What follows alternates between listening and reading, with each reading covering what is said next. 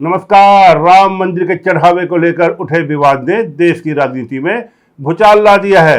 विपक्ष जहां इसे राम के नाम पर डकैती करार देकर सत्ता पक्ष और ट्रस्ट को कटघरे में खड़ा कर रहा है, वहीं विश्व हिंदू परिषद, आरएसएस और भारतीय जनता पार्टी इस पूरे मुद्दे को विपक्ष की सोची समझी राजनीति और हिंदू विरोधी विमर्श का हिस्सा बताकर पलटवार कर रहे हैं। इस विवाद के बीच एसआईटी का गठन, शीर्ष नेताओं की रहस्यमयी खामोशी और बयानों का विरोधाभास कर यह कई गंभीर सवाल खड़े करती हैं। इस पूरे विवाद में नया मोड़ तब आया जब वीएचपी के अंतर्राष्ट्रीय अध्यक्ष और वरिष्ठ अधिवक्ता आलोक कुमार ने इस मामले के जांच अधिकारी आशुतोष तिवारी को एक आधिकारिक पत्र लिखा। इस पत्र में वीएचपी ने मांग की है कि जांच अधिकारियों को विपक्ष नेता प्रियंका गांधी वाड्रा, अखिलेश यादव, संजय सिंह, अरविंद केजरीवाल और राम गोपाल यादव को सम्मन भेजकर उनके बयान दर्ज करने चाहिए। विशेष रूप से राम गोपाल यादव, जिन्होंने सार्वजनिक रूप से 20,000 करोड़ के घोटाले का दावा किया है, उनसे साक्ष्य मांगे जाने चाहिए। वीएचपी के इस कदम पर आम आदमी पार्टी के सांसद संजय सिंह और प्रवक्ता सौरभ भारद्वाज के बेहद आक्रामक रूप अपनाया है। संजय सिंह ने व्यंग्यात्मक लहजे में वीएचपी को पत्र का स्वागत तो किया है, लेकिन साथ ही एक बड़ा सवाल दाग दिया है कि राम के काम में भी यह भेदभाव क्यों। विपक्ष का आरोप है कि वीएचपी की यह चिट्ठी पूरी तरह से राजनीति से प्रेरित है और इसका एकमात्र उद्देश्य मुख्य मुद्दे से जनता का ध्यान भटकाना है। संजय सिंह और अन्य विपक्ष नेताओं का तर्क है कि यदि वीएचपी वास्तव में निष्पक्ष जांच चाहती है तो उसके अपने पत्र में उन लोगों का नाम क्यों नहीं शामिल किया जो स्वयं भाजपा, आरएसएस या संत समाज से जुड़े हुए हैं और जिन्होंने इस चोरी पर सवाल उठाए थे। विपक्ष ने उन प्रमुख नामों की सूची साझा की है जिन्होंने इस कथित हेराफेरी पर सबसे पहले आवाज उठाई थी, लेकिन वीएचपी के पत्र में उनका कोई जिक्र नहीं है। सौरभ भारद्वाज का कहना है कि आलोक कुमार की चिट्ठी एक तरह से यह सरेंडर है कि उनकी अपनी संस्था के लोग इस चोरी के विषय में गवाह बनने को तैयार नहीं है, इसलिए वे जांच को विपक्ष नेताओं की ओर मोड़कर इसे एक विस्तृत राजनीतिक तमाशा बनाना चाहते हैं। इस बेहद संवेदनशील और राष्ट्रीय महत्व के मुद्दे पर आरएसएस के मोहन भागवत का रुख भी चर्चा का विषय बना हुआ है। लगातार दूसरे दिन जब मीडिया ने उनसे राम मंदिर चढ़ावा विवाद पर प्रतिक्रिया मांगी तो उन्होंने सीधे तौर पर कुछ भी बोलने से इनकार कर दिया। उन्होंने कहा, देखो, इस विषय पर जो बोलना था वह दत्तात्रेय जी, मतलब दत्तात्रेय होसबले बोल चुके हैं। मुझे अब इस विषय पर कुछ नहीं कहना। आज भारत में आरएसएस के वजूद और उसकी राजनीतिक यात्रा में राम मंदिर आंदोलन सबसे बड़ा टर्निंग पॉइंट रहा है। ऐसे में संगठन के सर्वोच्च पद पर बैठे व्यक्तियों का इस प्रकार राम राम कहकर निकल जाना या टिप्पणी करने से बचना विपक्ष को यह आरोप लगाने का मौका देता है कि दाल में कुछ काला है। दूसरी तरफ संघ के सरकायक दत्तात्रेय होसबले के जो बयान सामने आया है वह भावनात्मक अत्याचार है। होसबले ने अपने बयान में कहा कि हिंदुओं को उन ताकतों से सतर्क रहना चाहिए जो उनकी भावनाओं के साथ खिलवाड़ कर रहे हैं और जो anti Hindu, anti India, Bharat विरोधी विचारधारा से प्रेरित है। विपक्ष का कहना है कि जब भी सत्ता पक्ष या उससे जुड़े संगठन पर भ्रष्टाचार के आरोप लगते हैं तो वे अपनी जवाबदेही तय करने के बजाय पूरे हिंदू समाज को खतरे में बताकर एक सुरक्षा कवच तैयार कर लेते हैं। वही चंपत राय इस पूरे विवाद के केंद्र में हैं। उनके दो अलग अलग समय पर दिए गए बयान आज सोशल मीडिया और राजनीतिक गैलरियों में उनके खिलाफ सबसे बड़ा हथियार बन चुका है। हाल ही में 7 जून को दिए गए अपने बयान में चंपत राय ने दावा किया था कि श्री राम जन्मभूमि तीर्थ क्षेत्र अपने भिन्न भिन्न कार्यों का ऑडिट समय समय पर करता रहा है।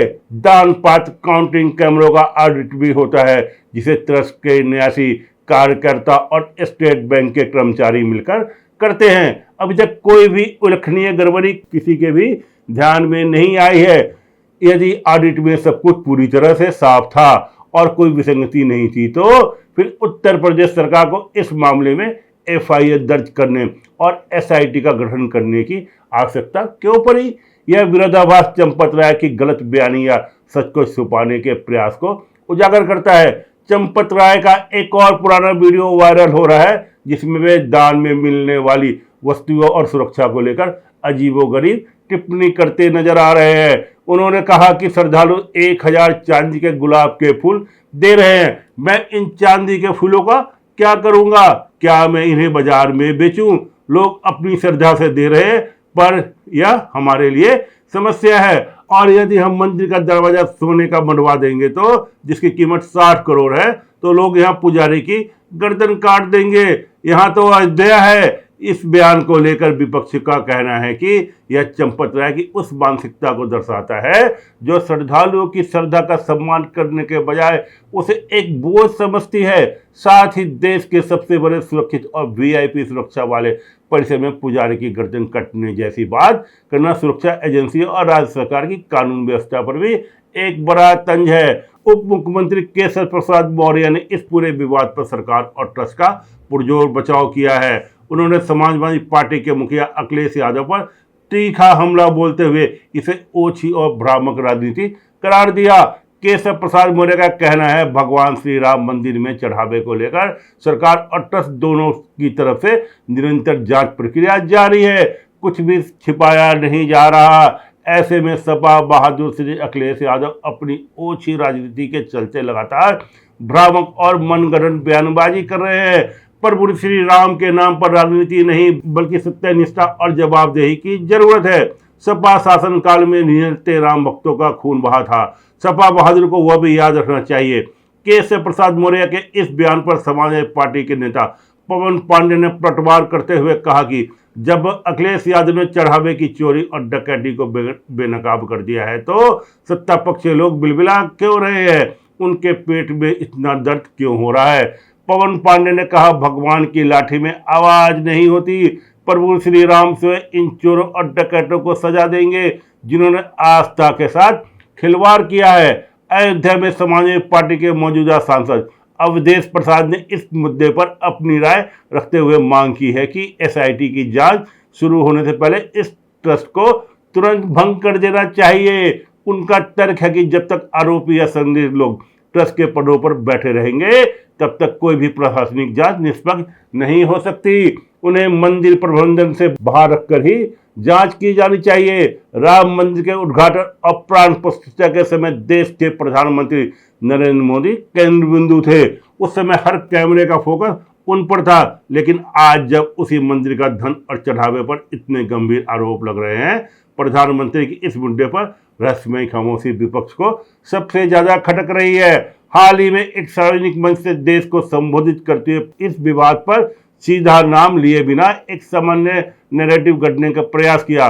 उन्होंने कहा कि मैं 140 करोड़ देशवासियों का आभार प्रकट करता हूं कि वे इस मुश्किल समय में देश के साथ मजबूती से खड़े हैं। जिस तरह देशवासियों ने अफवाह, डर और भ्रम फैलाने वालों का सामना किया है और देश में अस्थिरता फैलाने की साजिश को नाकाम किया है, देश उसी विश्वास के भरोसे आगे बढ़ रहा है। पिछले एक दशक में देश के भीतर एक ऐसा राजनीतिक माहौल तैयार कर दिया गया है जहां सरकार या उससे जुड़े संस्थाओं से सवाल पूछना सीधे देशद्रोह या राष्ट्रविरोधी मान लिया गया जाता है। यही कारण है कि इतनी बड़ी चंदा चोरी के आरोप के बाद भी जनता का एक बड़ा हिस्सा इसे सरकार की कमी मानने के बजाय विपक्ष की साजिश मान रहा है। अयोध्या आने वाले कुछ श्रद्धालुओं के व्यक्तित्व इसका प्रमाण है, जहां वे राज्य और केंद्र में भाजपा की सरकार होने और ट्रस्ट में उनके ही लोगों को बैठे होने के बावजूद इस पूरी गड़बड़ी के लिए कांग्रेस या विपक्ष को जिम्मेदार ठहरा रहे हैं।